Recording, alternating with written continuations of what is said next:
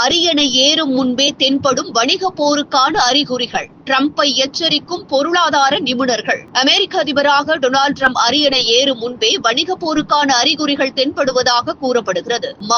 இதுதான் டிரம்பின் தாரக மந்திரம். அதாவது மேக் அமெரிக்கா கிரேட் அகைன், அமெரிக்காவை மீண்டும் மாபெரும் வல்லரசாக்குவோம் என்ற இலக்குடன் டிரம்ப் ஆட்சியை பிடித்திருக்கிறார். தனது இலக்கை எட்ட வணிக போரைத்தான் அவர் நம்பியிருக்கிறார். ஆயுதங்கள் தாங்கிய போரை விட வணிக போரே வெற்றியின் ரகசியம் என்பதில் உறுதியாக இருந்து மீண்டும் அதிபராகி இருக்கிறார். கடந்த 2018 ட்விட்டர் தளத்தில் பதிவிட்ட போது trade Wars are good and easy to win என கூறியிருக்கிறார். பிற நாடுகளால் அமெரிக்கா அடையும் ஆதாயங்களை விட தங்களால் தான் பிறர் அதிக பலன் அடைகிறார்கள் என்பது டிரம்பின் கருத்தாக இருக்கிறது. இந்த நிலையில்தான் அமெரிக்காவில் தொழில் வளர்ச்சியை அதிகரித்து பொருளாதார வலிமையை பெருக்க டிரம்ப் முயல்வதாக கூறப்படுகிறது. பிற நாடுகளை வணிக ரீதியில் நிர்பந்தித்து நெருக்கடிகள் அளித்து தங்களுக்கு சாதகமான முடிவுகளை எடுப்பதுதான் டிரம்பின் வியூகம் என்றும் சொல்லப்படுகிறது. இதற்காக கடந்த 2 மாதங்களாக அவர் வெளியிட்டு வரும் தொடர் அறிவிப்புகள் உலகையே மிரள வைத்துள்ளன என்றால் அது மிகையாகாது. தங்களுக்கு உடன்படாத நாடுகள் மீது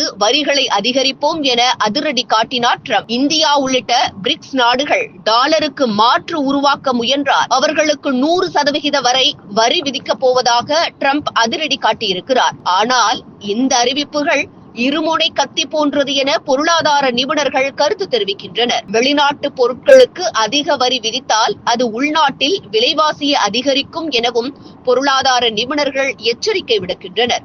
இது மட்டுமல்ல, உலகளவிலும் பொருளாதார தேக்க நிலை ஏற்படும் எனவும் உலகம் தற்போது மிகவும் சுருங்கிவிட்டது. ஒருவரை ஒருவர் சார்ந்திருப்பது அதிகரித்து விட்டது. எனவே அமெரிக்காவில் டிரம்ப் எடுக்கும் முடிவுகள் உலகம் முழுவதும் சாமானியர்களின் வரை தாக்கம் ஏற்படுத்தும் தன்மை கொண்டவை. எனவே அதிபராவதற்கு முன் இவரின் வணிக போர் எந்த அளவுக்கு சாத்தியமாகும் என்பது $1 மில்லியன் கேள்விகளை அனைத்து நாடுகளும் முன்வைக்கின்றனர்.